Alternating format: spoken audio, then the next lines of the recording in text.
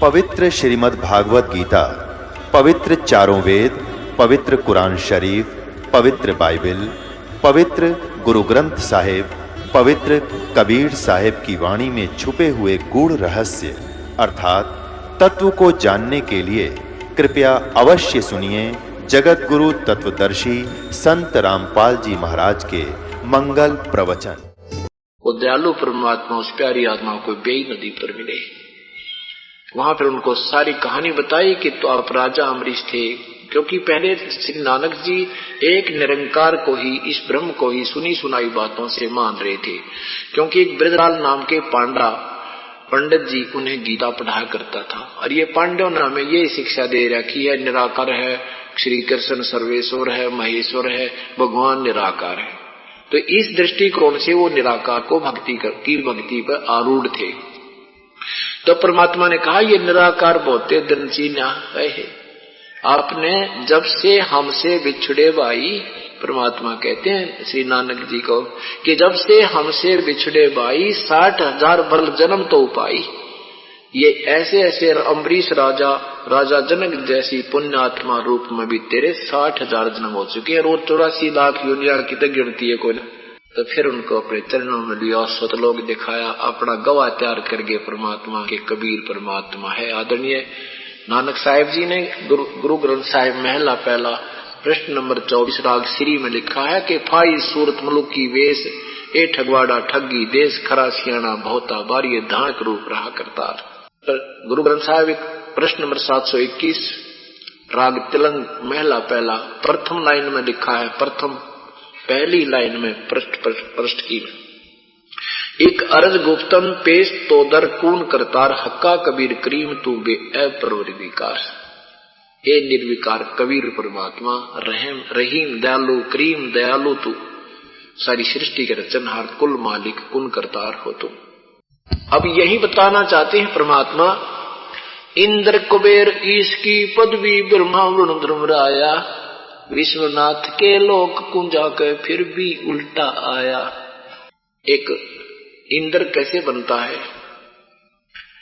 इंद्र बनता है 100 मन देसी घी एक बार एक समय के धर्म में लगाया जाता है।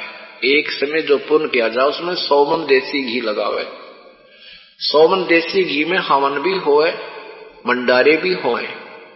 अब 100 मन घी और उसके साथ फिर अन्य सामग्री कितनी लगेगी? आटा, नमक, मिर्च, सब्जी, साग, हलवे के लिए तैयारी करनी, खीर बनानी, तो 100 मन देसी घी में और कितना खर्च होगा ये हिसाब लगा लियो।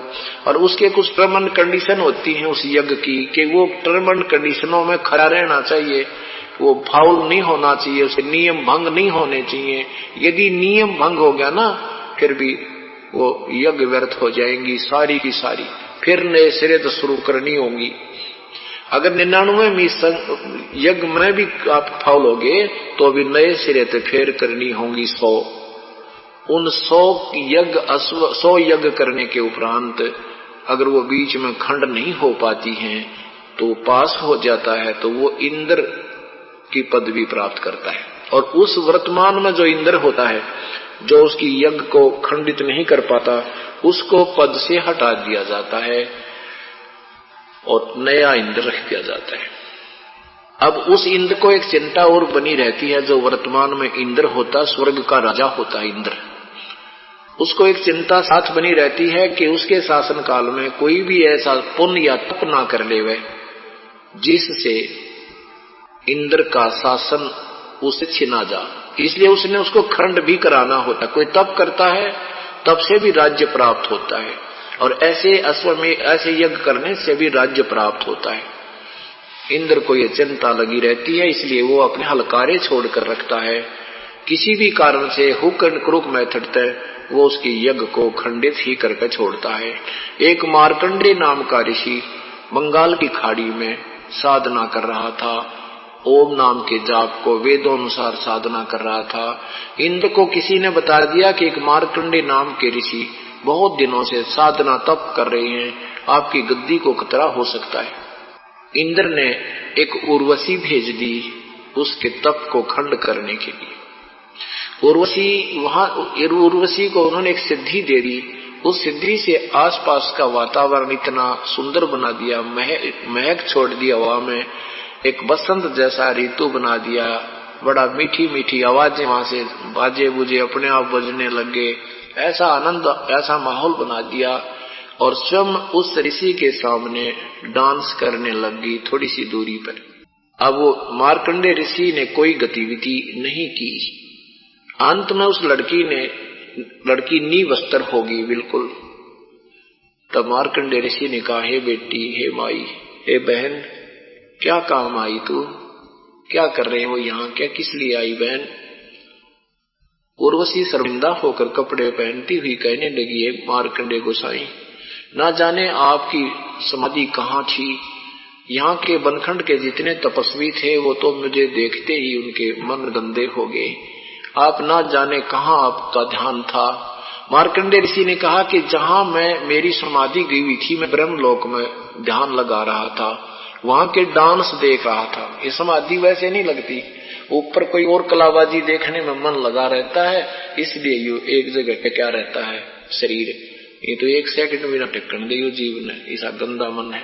तो काल ने ऊपर खिलौने दे रखे हैं, ये अंदर दूरबीन सी लगा रखी है, और दूरबीन जिसकी खुल जाती है ऊपर के लोगों की, वो तड़क भड़क उससे दिखती रहती है। जैसे मेले में आदमी चला जा, सारे दिन का बेरा ना पटे, कदे बंदर नचानिए देखा है, किते रीछ कुदानिए देखा है, किते गाना गा रहे हैं, किते खिलौने बजा रहे हैं, शाम हो जाती है पता भी ना लगता। ऐसे ये ऊपर के खिलौने देखते रहते हैं नजारे, और ये कहते समाधिस्थ हो गए। इससे इनका कुछ तप बन जाता है, उस तप से कुछ दिन राज्य बन जाता है, फिर ये गधे बन जाते हैं। ये इन साधनाओं का आउटपुट है, प्रतिफल है। अब मार्कंडेय ऋषि बता रहे हैं कि मैं तुझे क्या देखूं, जहां मैं नाच देख रहा था वहां तो तेरे जैसी तो बांदी है नाचने वालों की। उस ब्रह्मलोक में इतनी सुंदर औरतें हैं, वो तो पैर धोने वाली है तेरे जैसी। वहां पर तेरे से कोई सुंदर हो उसको भेज दे। अब ऋषि कहने लगी, आप एक बार मैं इंद्र लोक से आई हूं, आप मेरे साथ एक बार इंद्र लोक में चलो, नहीं तो मुझे वहां दुहागन करेंगे, मुझे सजा देंगे, कहेंगे तो मल्ला खाड़ा हार कागी है। तो मार्कंडेय ऋषि ने कहा कि तेरे से कोई सुंदर हो उसको भेज दे। उर्वशी ने कहा कि इंद्र की पटरानी मैं ही हूं, अर्थात मेरे से सुंदर उस स्वर्ग में कोई औरत नहीं है। तो मार्कंडेय ऋषि ने कहा, बेटी बहन, जब इंद्र मरेगा तू क्या करेगी? क्योंकि 72 चौकड़ी युग, 72 चतुर्युग एक इंद्र का शासन काल होता है। उसको पूरा भोग के वो फिर गधा बनता है। गधे की जूनी से जीवन उसका 84 लाख योनियों का जीवन प्रारंभ होता है, इंद्र का, स्वर्ग के राजा का। और ये पुण्यात्मा कहती है कि भगवान इंद्र मरेगा तो मैं ऐसे ऐसे 14 इंद्र वरूंगी। विचार करना, इन कथाओं को केवल सुनाने मात्र से नहीं, इन पे हमने निष्कर्ष निकालना है, सावधान होना है इन पॉइंटों को देकर। तो ऋषि क्या कहती है कि मैं 14 इंद्र वरूंगी। इंद्र मर जाएगा, दूसरा इंद्र गद्दी पर बैठेगा, मैं पत्नी मैं ही रहूंगी उसकी, मैं पटरानी रहूंगी 1008 चतुर्युग तक। इंद्र मरते रहेंगे। यानी देखो उस पुण्यात्मा ने कितना पुण्य किया होगा जब कभी वो मनुष्य शरीर में होगी कि 1008 चतुर्युग तक वो रानी बनी रहेगी। यानी उसके पुण्य से ही ये उच्च पोस्ट प्राप्त होती हैं। अच्छे, जिनको हम यहाँ अच्छे घर मानते हैं, उनमें उनको उनके पुण्य से जन्म होता है।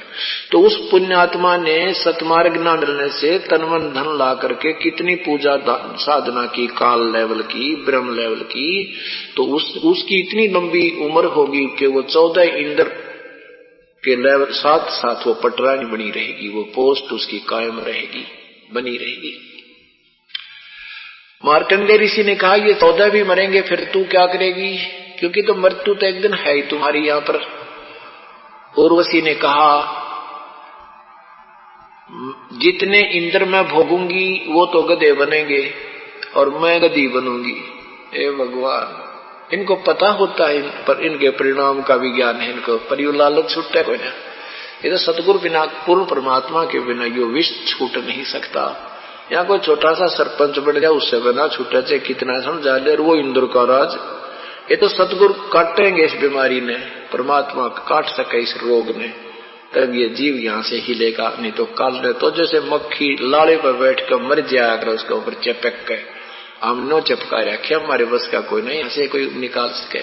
वो तो इंसान ही उस मक्खी को बाहर निकाल सके। ऐसे ही परमात्मा ही हमें इस मक्खियों को लाले परते। खांड की तुलना में लाड़ा के हुआ करता, जो खांड निकालते समय उसका गंध निकला करता, और वो ना मीठा ना फीका, एक आने का भी ना होता, काम चलाऊ सा मोड़ा सा रजा सा मीठा होता है।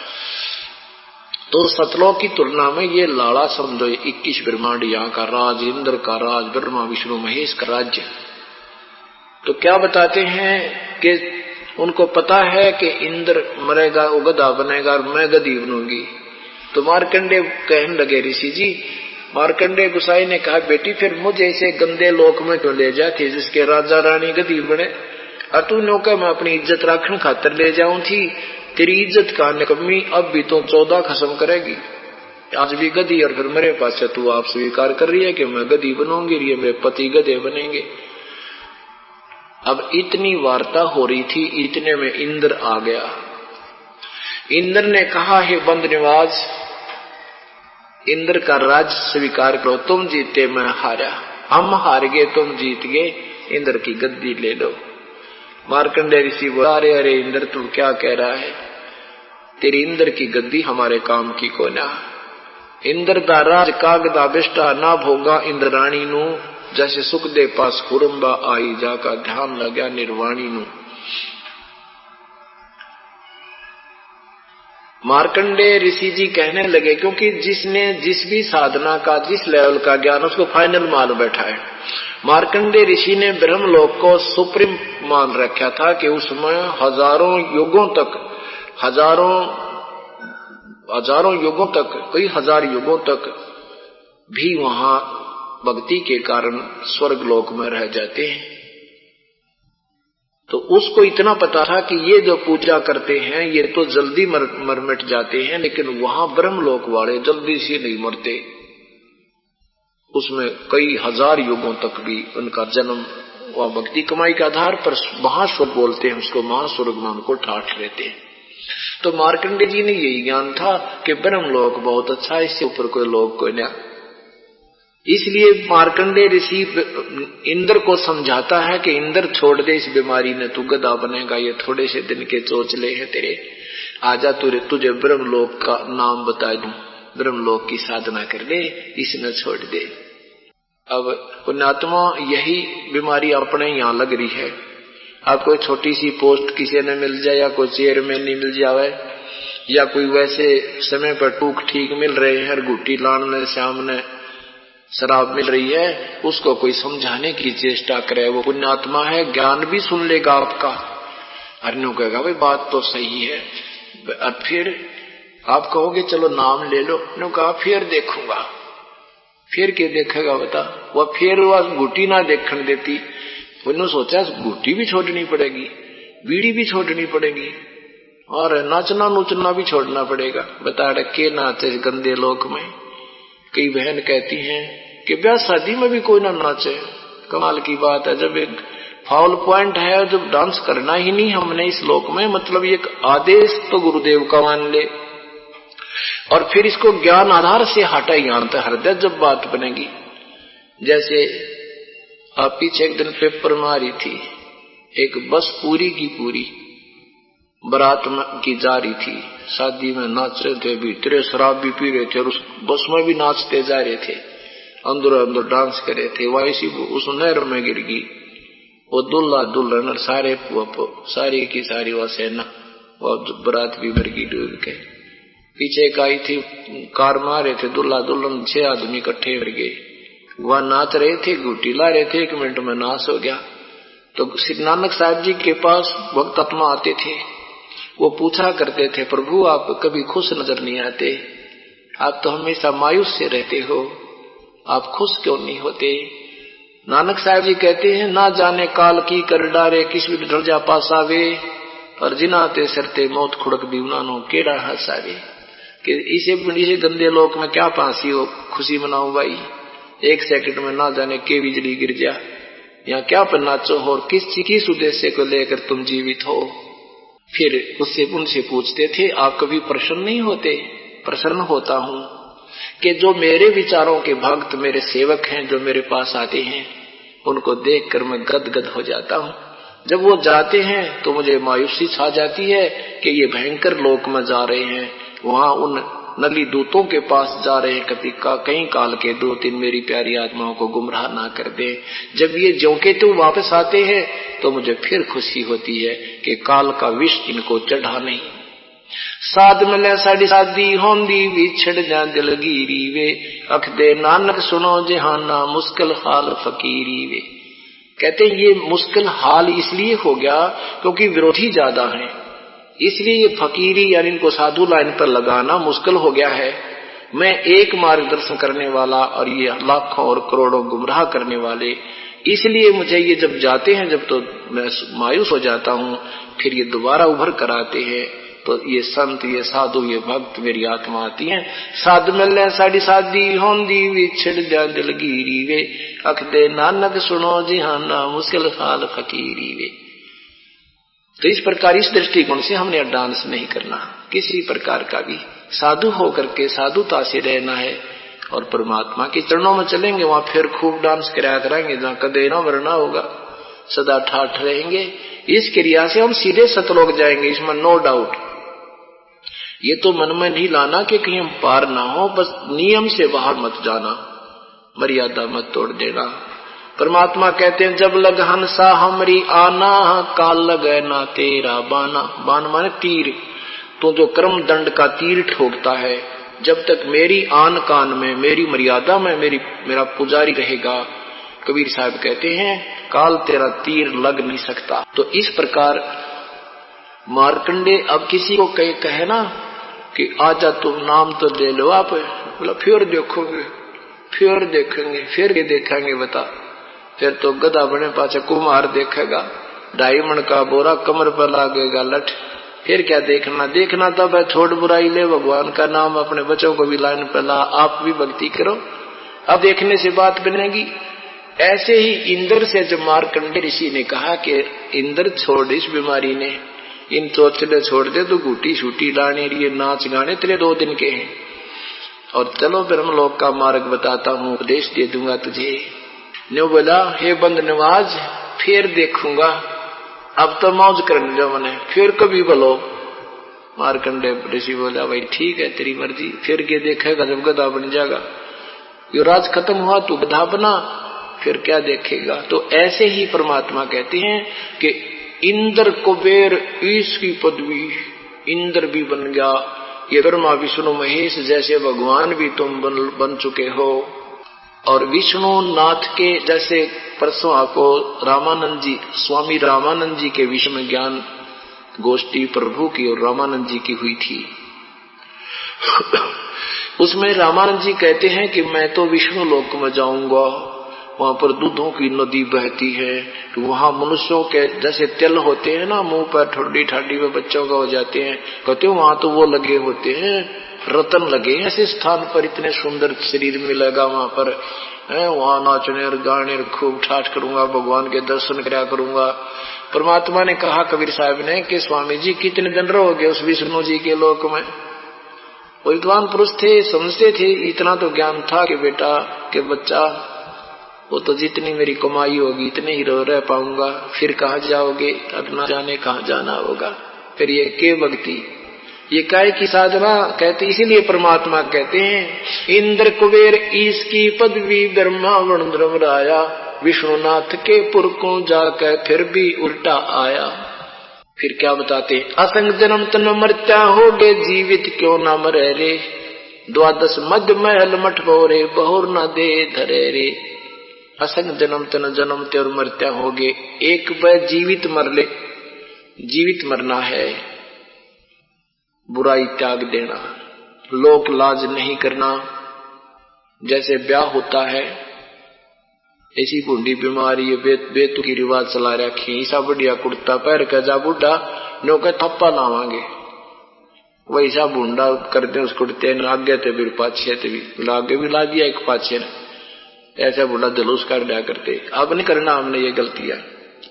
अब तो हमारे भक्त जाते हैं, वैसे तो परमात्मा की रजा हो रही है, बुद्धिजीवी समझदार समाज हो रहा है, ये कुरीतियां वैसी छूटने लगी है। एक बूढ़े ने नाम ले लिया। अब देखो पुण्यात्माएं, सत्संग में हर प्रकार का विषय होता है। ये दास एक बार सत्संग कर रहा था एक गांव में, करते थे गांव में जाकर के, तो एक वृद्ध ने बहुत मुश्किल से, उस बुद्ध ने जो ना सत्संग सुना, बहुत प्रभावित हुआ। वैसे तो ऐसी घटनाएं कई गांवों में घटी है। तो उसने कहा कि महाराज जी हमने तो यो ज्ञान कदे सुना है कोई नहीं। वो 75 साल की उम्र हो रही उस समय, उसकी 70 वर्ष की। नो बोला जी हम तो सारंगिया ने दौरा बैठे रहा करते, वो गाया करते बाबा जोगी, वही घंटे में तो कहते हाँ बैठे रहते सारी रात, उसके मुंह का न देखे जाते अगला शब्द किस टाइम काटेगा। हमारे को तो ये ज्ञान ही नहीं दिया किसी ने, और मेरा ही जीवन जा दिया।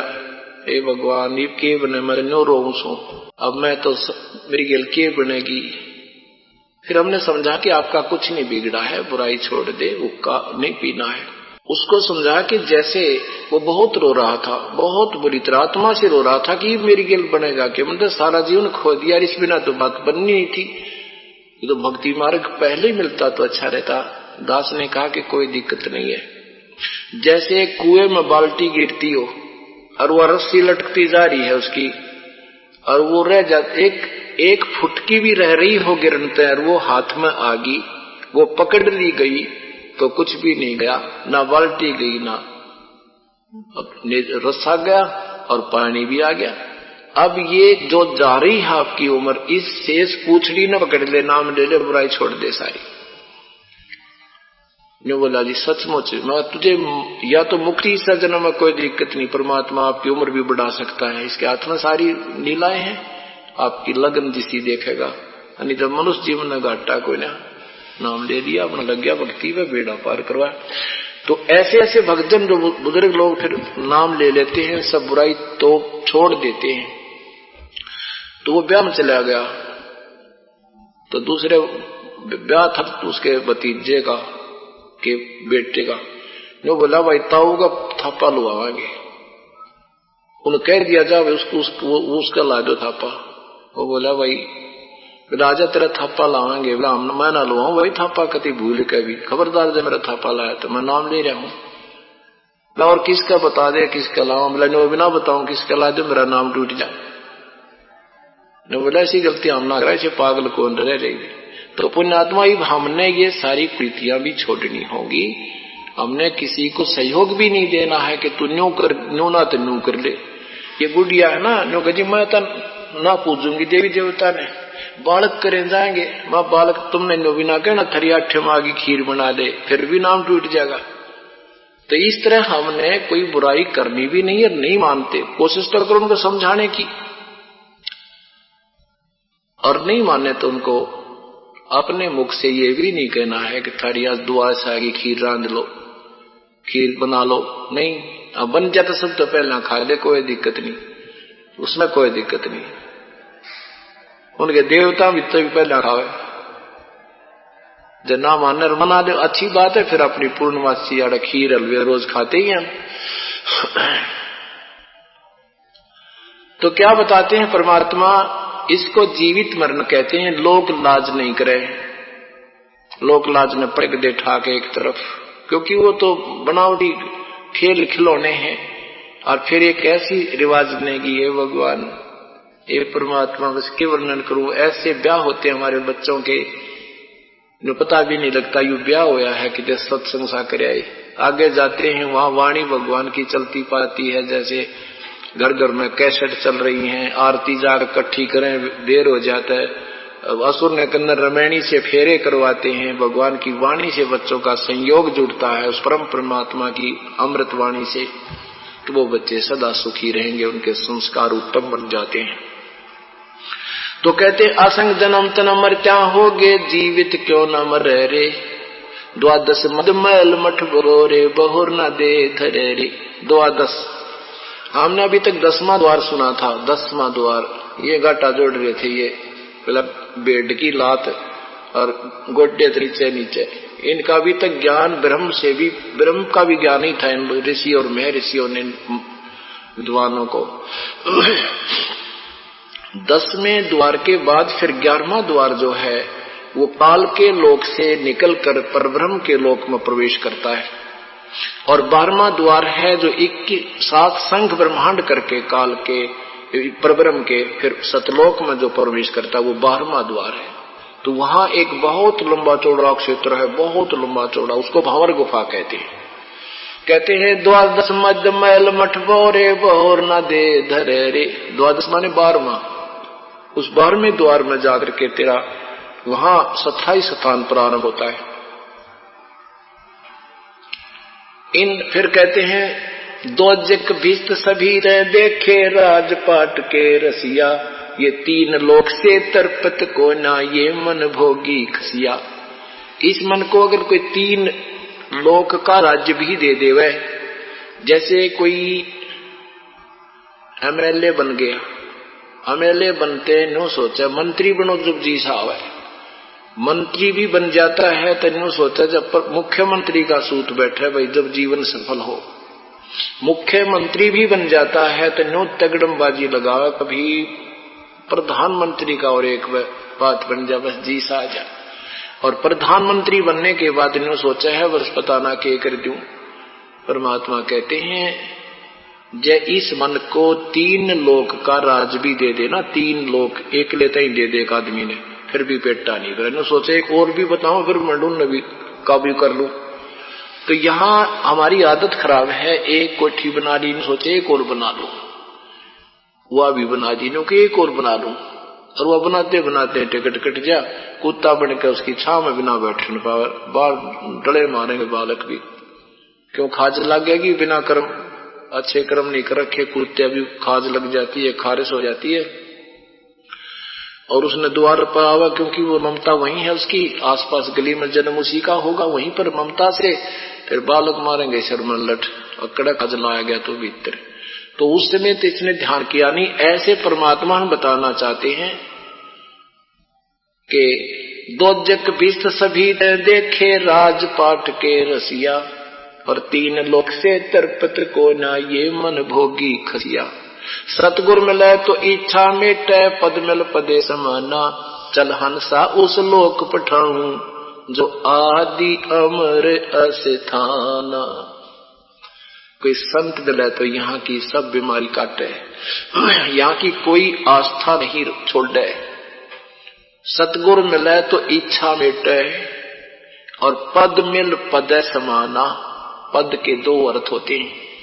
एक पद का अर्थ होता है पोस्ट, और एक पद अर्थ होता है जैसे पद्धति, वे ऑफ वर्शिप, पूजा की विधि, शास्त्र अनुकूल साधना को पद बोलते हैं। और एक वो पद जैसे हमें अमर पद मिलेगा, अमर पोस्ट मिलेगी, हम कभी विनाश में नहीं आएंगे। कहते सतगुर मिले तो इच्छा मेटे पद मिल पदे समाना, चल हंसा उस लोक पठाऊं जो आदि अमर अस्थाना। आदि अमर कभी विनाश नहीं होता। फिर क्या बताते हैं उसमें कितना सुख है, उस स्वर्ग सतलोक में कितना सुख है। 4 मुक्ति जहां चंपी करती माया होरी दासी, दास गरीब अभय पद पर से वो मिले राम अविनाशी। जहां कहते 4 मुक्ति जहां चंपी करती, जैसे परसों आपने आदरणीय रामानंद जी के मुख से सुना था कि मैं तो वहां 4 मुक्ति है उस स्वर्ग में, उनकी मुझे चाह है, वहां ठाठ करूंगा। परमात्मा कहते हैं सतलोक में ये 4थी मुक्ति जो अंतिम यहाँ की है, ऐसी तो तेरे चरणों में सदा पड़ी रहेंगी, वो सुख तो तुझे सदा बना रहेगा। और यहाँ की ये अस्थायी है, कुछ समय के बाद वापस मुंह लटका के 84 लाख योनियों में जाना होगा। मुक्ति जहाँ चंपी करती माया होरी दासी, दास गरीब अभय पद पर से मिले राम अविनाशी। वो अविनाशी राम जिसके विषय में पवित्र वेद, पवित्र गीता जी और पवित्र कुरान शरीफ, पवित्र बाइबल आदि सदग्रंथ प्रमाण कर रहे हैं, लेकिन साथ में वो सदग्रंथ ये भी कह रहे हैं कोई तत्वदर्शी संत मिलेगा तो बात बनेगी। इसमें भी यही कहा कि सतगुरु मिले तो इच्छा मिटे। जैसे अभी तक अब गीता जी कोई पढ़ा करते थे, अब सब शिक्षित समाज है, बहन भाई बेटी बुजुर्ग नौजवान बालक, अब इस दृष्टिकोण से गीता जी को पढ़ते हैं, वही मूल संस्कृत जो कि तो विद्यमान है, पश्चाताप करते हैं, देख हमारी बुद्धि कति मति मारी जा रही थी, कितना सुंदर व्याख्या है, और उल्टा अनुवाद कर रखा है निकम्यों ने। हम उस हिंदी को पढ़ के उन्हीं के ऊपर आसक्त बने रहे। तो न तो वेदों का ज्ञान हमें था, ना पवित्र गीता जी का, ना पवित्र वेदों का, ना पवित्र कुरान शरीफ का। कुरान शरीफ का कैसे लेखन हुआ था कि हजरत मोहम्मद जी को एक जबरील नाम का देवता काला भेजा हुआ आया, उनको जबरदस्ती एक गुफा में उसकी गर्दन पकड़ कर गिट्टी में गुठा दे दिया, यानी उसकी गर्दन दबा दी। वो घबरा गया, कति मरने को हो गया, फिर छोड़ दिया। फिर कहा पढ़िए, मैं जो पढ़ाऊं ये अल्लाह की तरफ से आया है, क्योंकि काल गुप्त रूप से आकाशवाणी दे देता है या भूत की तरफ प्रवेश कर जाता है।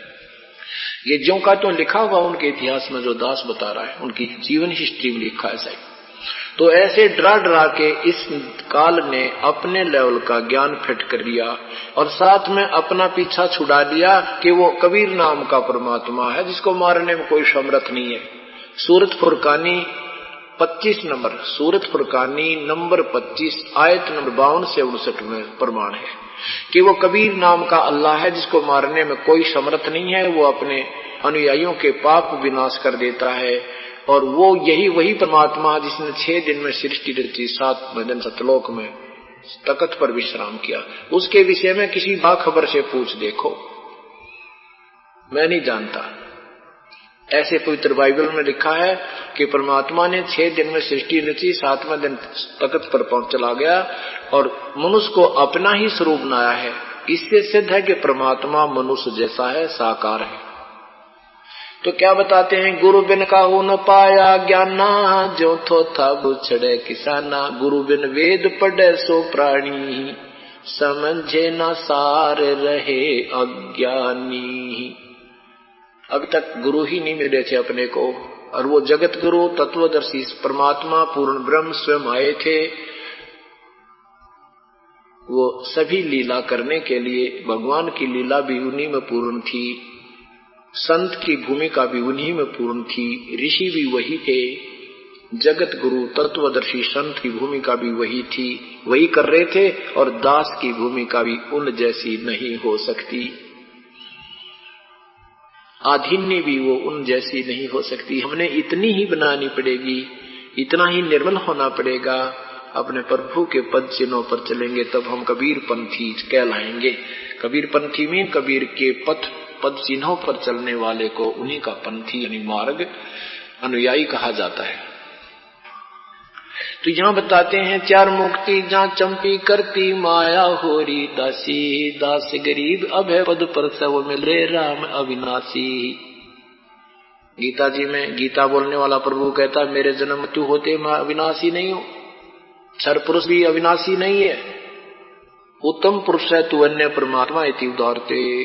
वो परमात्मा कोई और है 15वें अध्याय के गीता जी के 70वें श्लोक में, और वही तीनों लोकों में प्रवेश करके सबका धारण पोषण करता है। अवय ईश्वर है, वो अविनाशी परमात्मा है।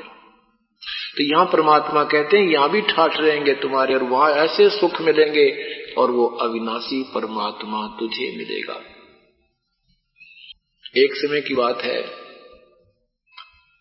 एक राबिया नाम की लड़की थी। उस लड़की को मुसलमान घर में जन्म था, परमेश्वर ने उनको मिला अपनी बेटी को, जाकर परमात्मा मिले, क्योंकि पिछले संस्कार थे कोई रोले मिले बहुत दिनों के, तब उनको ढूंढते रहते अपने बच्चों को, चाहे किसी मजहब धर्म या जाति में वो उत्पन्न हो जाए। वो तो अपनी लाल देखते हैं भगवान, मजहब धर्म नहीं देखते, ना जाति देखते। उस लड़की को बहुत समझाया, लड़की को समझ में आ गई। उसकी शादी नहीं हुई थी, 16, 17, 18 साल की आयु थी। उस लड़की 15-16 साल की आयु थी उस समय। फिर उसने शादी कराने से मना कर दिया, माता पिता से कति बाइकाट कर दिया, मैं शादी नहीं करवाऊंगी, तो झंझट है काल के लोक में।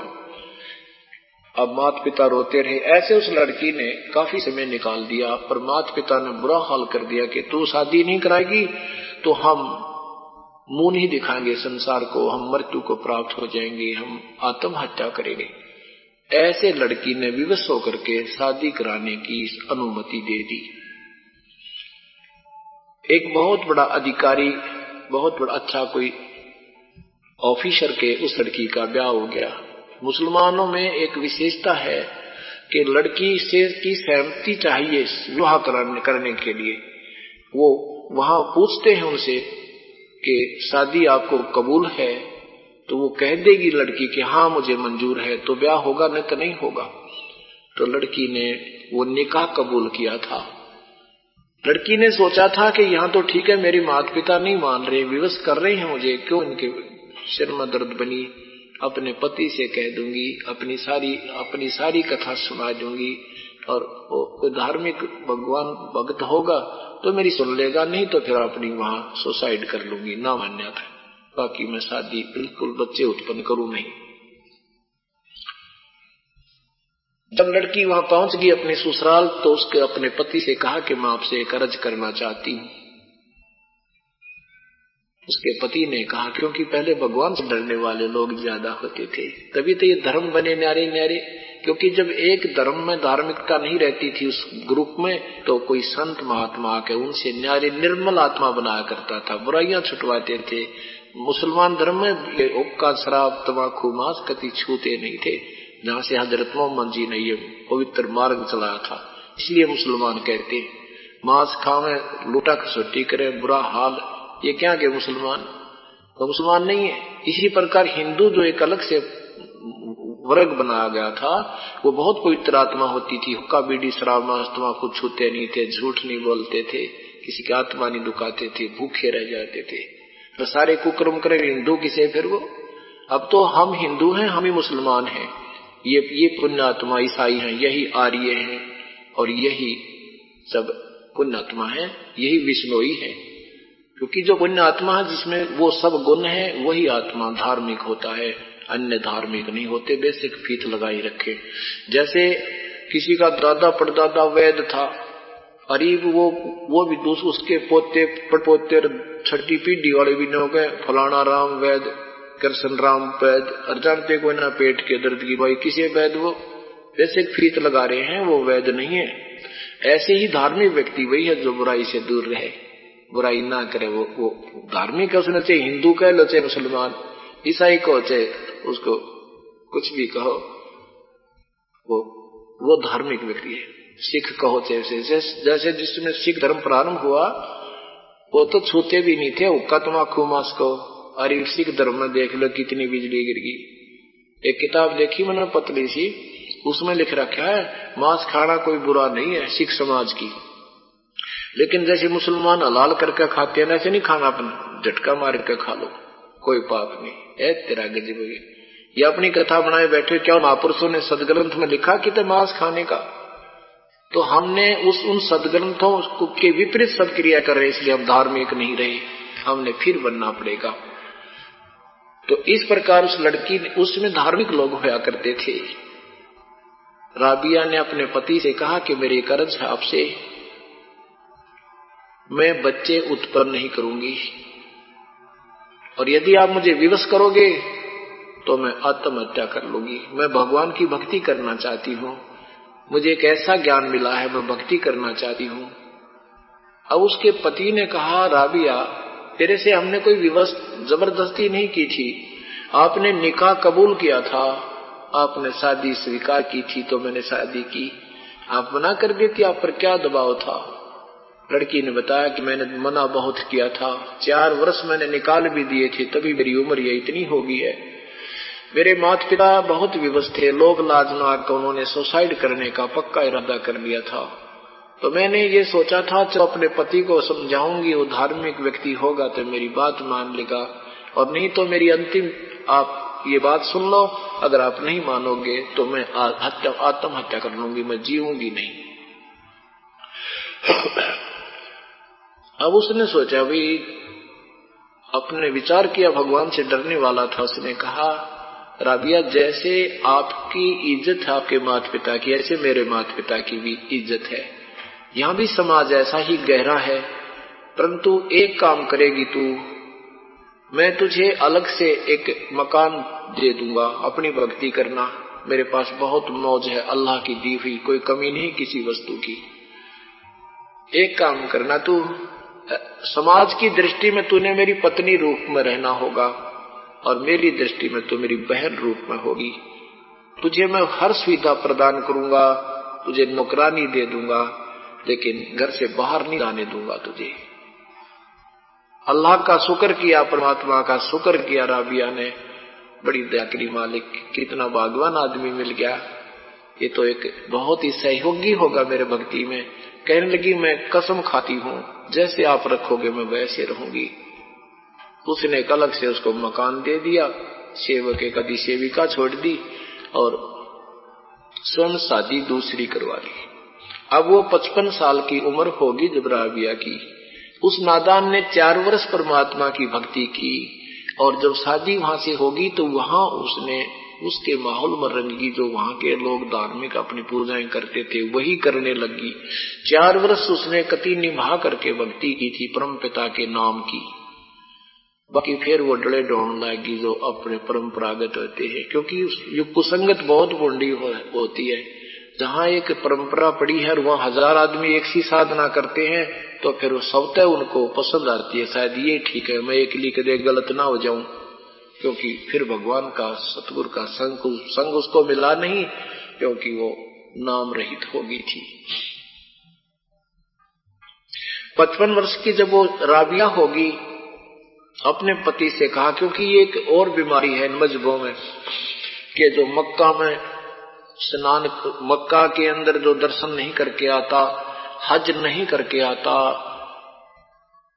तो वो स्वर्ग प्राप्ति नहीं करता, वहां जाना आवश्यक होता है। और ये भी सुना है, ये कहते हैं कि जब मक्का में जीवन पूरा हो जाए तो उस जैसा तो कहना है कि तो सीधा स्वर्ग जाता है, स्वर्ग से ऊपर इनकी दृष्टि किसी की है ही नहीं।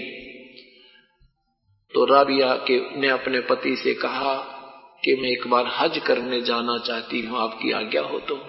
अब उसने कहा, आप जा सकते हो, यह भी कोई बात ही, आपके साथ ऊंट गाड़ी भिजवा देता हूँ, ऊंट को तैयार करवा देता हूँ, ऊंट पर बैठ कर जा ठाठ से। वो कहने लगी, नहीं मैं पैदल जाऊंगी, श्रद्धा से पैदल जाऊंगी। वो बोला, जैसे तेरी इच्छा, कैसे जा। जब उसने देख लिया था कि आज तक इसने गली में खड़ी नहीं देखी मैंने, या ना किस तरह किसी प्रकार अन्य सहेलियों के साथ इधर उधर की गप्पे मारती देखी, कहीं बैठती थी तो अल्लाह का जिक्र करती थी, अपनी नमाज करती थी, जो उसको पता था, रोजे रखती थी, मांस मीट भी खान लगी फिर तो, क्योंकि जैसा रंग वैसा है संग, वैसा है रंग बन गया था। अब वो राबिया जा रही थी, रास्ते में कुआं था, उस कुएं के ऊपर ना कोई डोल बल्टी थी ना कोई रस्सी थी, पानी बहुत गहरा था। एक कुतिया बहुत प्यासी थी, छोटे छोटे नवजात शिशु भी, उसके आंखें भी नहीं खुली थी। और वो कुतिया कभी भागकर राबिया के चरणों में आती थी, फिर भागकर कुएं की तरफ जाती थी, फिर चरणों में आती थी, फिर वहां जाती थी। राबिया समझ गई कि अब प्यासी मर रही है, साथ में इसके नवजात शिशु है। साधु आत्मा, भक्त आत्मा में दया बहुत होती है। अब राबिया समझ रही थी कि प्यासी है और पानी नहीं मिला तो ये मरेगी, साथ में इसका पूरा परिवार मर जाएगा। दया बिना दरवेश कसाई, जिसमें दया नहीं वो संत नहीं होता। अब राबिया ने जाकर देखा कि कुएं पर ना कोई रस्सी है ना कोई बाल्टी है। बड़ी समस्या आ गई। आसपास कोई 2-4 किलोमीटर तक कोई गांव या झोंपड़ी, कोई नगरी ढाणी नजर नहीं आ रही है। रेगिस्तान का स्थान है। लड़की ने आव देखा ना ताव देखा, अपने सिर के बाल लंबे लंबे थे, जो पकड़ पकड़ कर पाट दिए सारे। पाट के देखियो 2-4 बाल, कितना अंगाला, कितना दर्द है। और उस लड़की ने परमार्थ के लिए वो सारे बाल पाट दिए, जो खसा खस पाट के, और फिर उनकी रस्सी बनाई लंबी, और फिर अपने कपड़े काट के लड़की ने मोटे मोटे कपड़े पहनना करते थे। वो कुएं में डबोए, पानी में भिगो के, और एक मटके का पात्र पड़ा था बाहर रखा था, फूटा हुआ आधे मटके का, उसमें वो कपड़े निचोड़े और कुतिया साथ के साथ मुंह लाकर पीवे ऊपर थे। ऐसे उसने कई बार ऐसा किया, कुतिया को पानी पिलाया, फिर आपने वो शीश के भेद ऐसे धोए दाए, वो अपना रक्त पूछा, फिर कपड़े निचोड़ के और पहन के चालन की तैयारी करी थी। इतने में वो मक्का नौका ने उठ के वो पूरा का पूरा मकान और उस कुएं के साथ में आकर लग गया, जैसे प्लेटफार्म पर गाड़ी लगा करे। अब मक्का आकाशवाणी भी हुई कि बीबी ये तेरे लिए मक्का आया है, इसमें प्रवेश कर जा। अब जो ही वो उसमें प्रवेश किया, मक्का वहां से उठकर चल पड़ा। वहां के लोग देख रहे हैं मक्का कहां गया, मक्का कहां गया। तो वहां क्या देखा कि उसमें राबिया आ रही है। उसने बताया मैं ऐसे ऐसे उस गांव की रहने वाली हूँ, राबिया मेरा नाम है, और अल्लाह की मर्जी उन्होंने मेरे लिए, क्योंकि वो 20 वहां पर 3 मंजिल, एक मंजिल 20 किलोमीटर लगभग होती है, यानी 12 कोस होती है। 60 किलोमीटर की दूरी, 60 मील की दूरी पर होए वो मक्का हवाई जहाज की तरह गया और वापस लेकर आया। तो उस क्षेत्र में ये चर्चा होगी, भक्ति हो तो राबी जैसी, भक्ति हो तो राबिया जैसी, वही भक्ति हो तो राबिया जैसी। उस जीवन में वो 1 नंबर की प्रसिद्ध भगत होगी। अगले जन्म में उसका जन्म लड़की का हो गया मुसलमान धर्म में, और वो एक बंसरी नाम की लड़की, बहुत अच्छी शब्द गायिका, भगवान के गुणगान करने वाली, भगवान के कविता आदि गाने वाली बहुत अच्छी प्रसिद्ध लड़की होगी। अब वो धार्मिकता जो 4 साल का भक्ति परमात्मा की हुई थी, उस 4 वर्ष की भक्ति के कारण उसको मनुष्य जीवन मिलते जा रहे हैं, और वो नादान समझ रही है कि मैं जो अपनी परंपरागत पूजाएं कर रही हूं, इससे मुझे राहत मिल रही है। अब वो धार्मिकता उसके अंदर फिर भी समाई रही, और उसने सुना था अपने परंपरागत के जो मक्का में जिसका जीवन पूरा हो जाता है वो सीधा स्वर्ग जाता है। बंसुरी ने सोची, जब 60-65 साल की होगी, बंसुरी ने सोचा कि क्यों ना मक्के में अपना जीवन कर दे पूरा, स्वर्ग तो जाना है, ये वृद्ध अवस्था होगी, एक दिन मृत्यु तो होनी ही है। ये सोच के लड़की ने मक्के में अपनी गर्दन काट कर चढ़ा दी। अब दुनिया कहती है भाई ये तो गई स्वर्ग में, ये तो गई स्वर्ग में, बंसुरी तो गई स्वर्ग में। अगले जन्म में उस लड़की का जन्म एक संस्कारवश गणका का हो गया, वैश्या बन गई। वो पूरा जीवन गंदा भोग के फिर उसका फिर कुछ मनुष्य जीवन शेष था। वो शेख तकी जो सिकंदर लोदी का धार्मिक गुरु था, उस शेख तकी के पुत्री रूप में जन्म लिया। अब पुत्री रूप में जन्म लिया तो वहां वो उसमें 12 वर्ष की हो चुकी थी। उधर से सिकंदर लोदी को जलन का रोग हो गया बहुत भयंकर। किसी भी जंतर मंत्र से कोई आराम नहीं हुआ, सारे वैद्य फेल हो गए, क्योंकि जब पाप प्राणी के बढ़ जाते हैं दवाइयां निष्क्रिय हो जाती हैं, बल्कि दुष्प्रभाव करती है, रिएक्शन करने लग जाती है। और परमात्मा के चरणों में आप सत भक्ति करने लग जाओगे, वही दवाइयां आपका माफिक होने लग जाएंगी, और कुछ दिनों में दवाइयों की जरूरत नहीं पड़ेगी। इस प्रकार धीरे धीरे अपने पुण्य बढ़ते जाएंगे, पाप क्षीण हो जाएंगे, तो अपने आप नॉर्मल जीवन आ जाएगा। अब किसी ने बता दिया कि काशी में एक बहुत बड़े पहुंचे हुए महापुरुष रहते, उनका बड़ा बोलबाला हो रहा है, वो तुरंत ही बहुत राहत दे देते हैं। जो भी उनके शरण में जाता है उसका रोग कति समाप्त हो जाता है। इस उद्देश्य से सिकंदर लोदी वहां पहुंच गया, साथ में उसका धार्मिक पीर भी पहुंच गया। कहां? बनारस पहुंच गए। वहां का वीरदेव सिंह बघेल काशी नरेश कबीर परमात्मा का पूर्व ही शेष हो चुका था। सिकंदर लोधी ने वीर सिंह से पूछा कि यहाँ कोई कबीर नाम का कोई संत है क्या उसमें कोई करामात है? वीर सिंह ने कहा, भगवान आप बिल्कुल ठीक ठिकाना आ गए, अब आपका रोग नहीं रहेगा। इस उद्देश्य से दोनों के दोनों वहां चले गए। वीर सिंह, उसने सिकंदर लोधी ने कहा कि उसको जल्दी बुला दे, मैं बहुत दुखी हो चुका हूं वीर सिंह, अब तो मृत्यु शेष है, बहुत तंग हो रहा हूं। वीर सिंह ने कहा कि राजन जैसे आपका हुक्म वैसे ही होगा, सुना है कि संतों को बुलाया नहीं करते, स्वयं ही जाना चाहिए। यदि हम उनको बुला भी लेंगे और उन्होंने आशीर्वाद नहीं दिया तो बात जो की तो रह जाएगी। सिकंदर कहने लगा नहीं, क्यों पहले डरने वाले थे भगवान से सभी राजा लोग भी, कहने लगा नहीं बुलाना, मैं चलूंगा।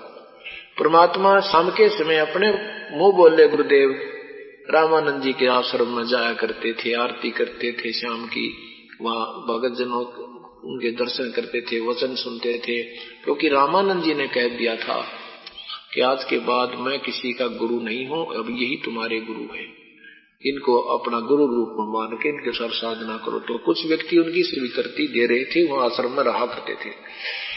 तो सिकंदर लोधी और वीरदेव सिंह बघेल साथ में कुछ सैनिक बॉडीगार्ड चले गए। सिकंदर लोधी ने जाकर वीर सिंह ने पूछा, भी गुरुजी यहाँ पर है, कबीर साहब है यहाँ पर आश्रम में?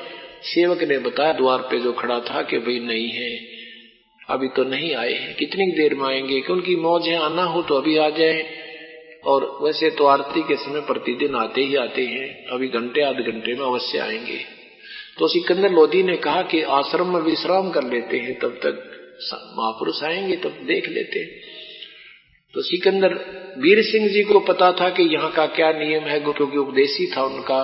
उन्होंने द्वारपाल से कहा, भाई भगत जी गुरुदेव रामानंद जी से प्रार्थना करना, सिकंदर लोधी दिल्ली के बादशाह आए हैं और मेरा भी नाम ले दिया, उनका दास भी आया है कबीर साहब का, आपके दर्शन करना चाहते हैं, कबीर साहब से मिलना आए थे, कुछ देर आपका भी दर्शन करके विश्राम करना चाहते हैं। रामानंद जी ने कबीर साहब ने जब उनके साथ ये घटना की थी, उनको सलोक दिखाया था, तो उसके बाद अन्य जाति वालों से नफरत नहीं करते थे, हिंदुओं से, लेकिन मुसलमानों से फिर भी नफरत रामानंद जी करते ही करते थे, उनको बहुत बुरा समझते थे क्योंकि वो मांस खाते हैं।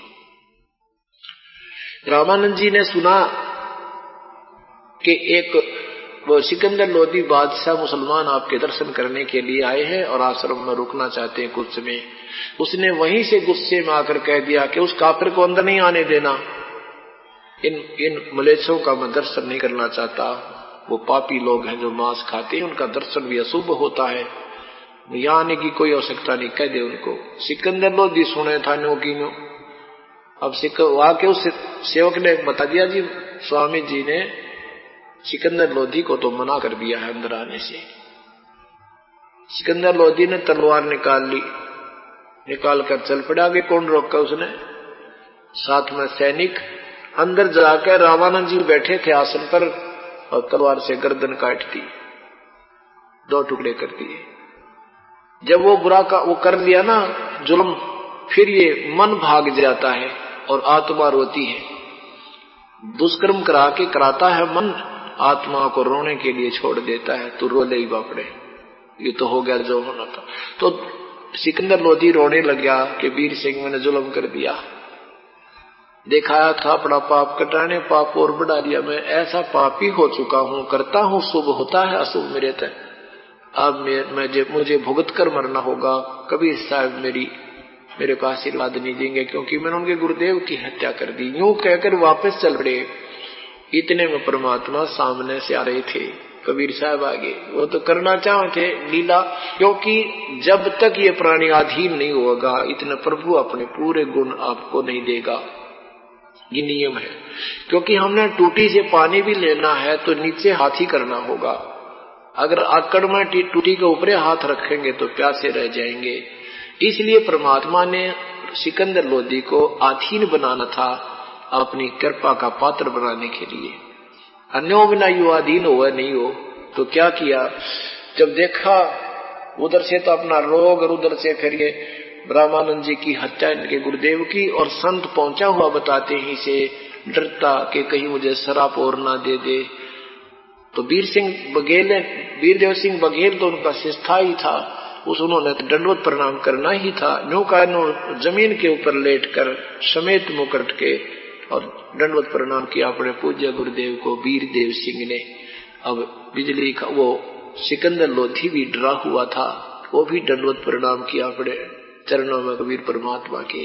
परमेश्वर ने दोनों के सिर पे हाथ रखा और कहा, ये दो नवाब मुझदास के पास कैसे आप पहुंचे?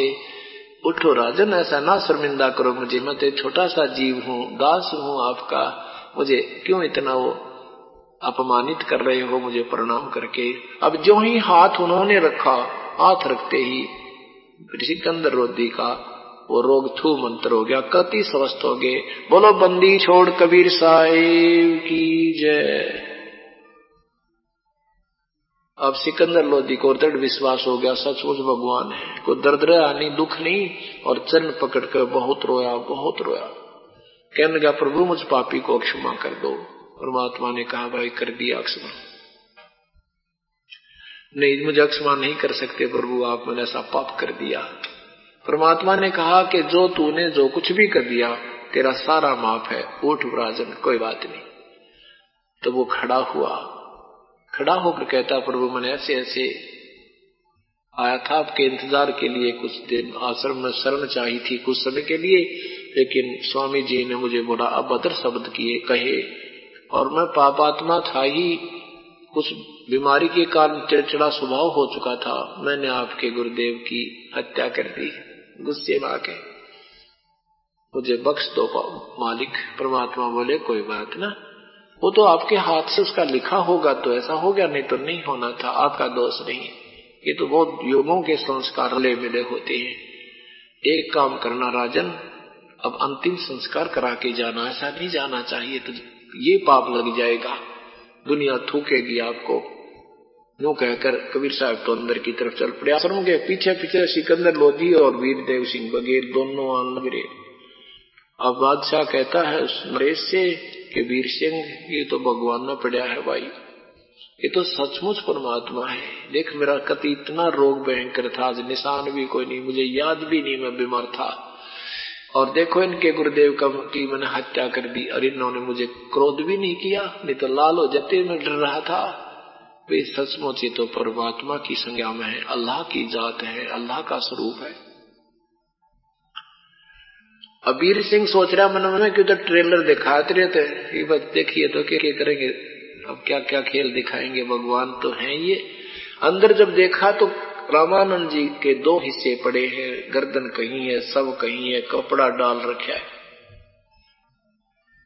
अब जाके परमात्मा ने प्रणाम किया, अपने गुरुदेव को दंडवत प्रणाम किया, चरण छुए, गुरुदेव उठो। सेवक कहने लगे, गुरुजी तो कत्ल कर दिया है सिकंदर लोधी ने गुरुदेव का, तो मरे पड़े हैं। कबीर साहब बोले, संत कभी मरते हैं, ऐसी बात क्यों कह रहे हो तुम? नहीं, ये जीवित है, अभी देखना जिएंगे। वो कहते कैसे जिएंगे, गर्दन वो पड़ी, ये यहाँ पड़े थाड़े। इतने में मालिक ने कहा, स्वामी जी उठियो, आरती का समय हो गया, प्रभु आरती करेंगे। देख सिकंदर लोधी दिल्ली के बादशाह के दर्शन के लिए आए हैं। इतना ही कहा था, वो गर्दन उठ गए और परमात्मा उस रामानंद की धड़ पर जुड़ गई और बैठ गए रामानंद जी। बोलो सतगुरुदेव की जय। अब सिकंदर लोधी को देखकर फिर लाल आंख कर ली, लेकिन परमात्मा ने विषय बदल दिया। हे प्रभु, आप तो लीला कर रहे थे, देखा आप कहाँ मरे थे। अब रामानंद जी ने देखा कि उनके शरीर का कत्ल होने के बाद आधा खून आधा दूध बह रहा था। रामानंद जी ने कहा, कबीर साहब, हे प्रभु, ये मेरे शरीर से आधा खून और आधा रक्त कैसे है, दूध कैसे है? या तो खून न खून होना चाहिए था, या दूध तो फिर पूरा होना चाहिए था। तब प्रभु ने कहा, प्रभु क्या, परमेश्वर ने कहा कि क्या बताऊं स्वामी जी, आप जानी जान हो।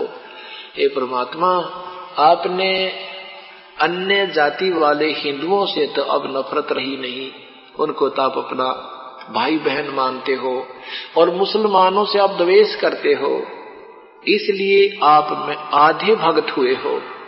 जब तक आप में घृणा है और ऊंच नीच की पदवी आपके अंदर समाई है, बुरा कोई नहीं है। बुरा वो है जो काम बुरे करे, वो भला व्यक्ति है, चाहे किसी जाति और मजहब का है, जो पुण्य करता है बुराई से दूर होता है, और नहीं करता है बुराई करता तो उसको हम ठीक करेंगे, अपने भाई बहन को बच्चा समझाएंगे, बुराई छुटवाएंगे, उनसे नफरत करेंगे तो वो हमारे पास आएंगे कैसे, उनको कैसे निर्मल करेंगे। यदि कपड़ा धोबी के पास आएगा नहीं, उसको मैला समझ के दूर पटक देगा, वो धोबी की सा। रामानंद जी जान गए वही तो सारा खेल इनका करा हुआ था।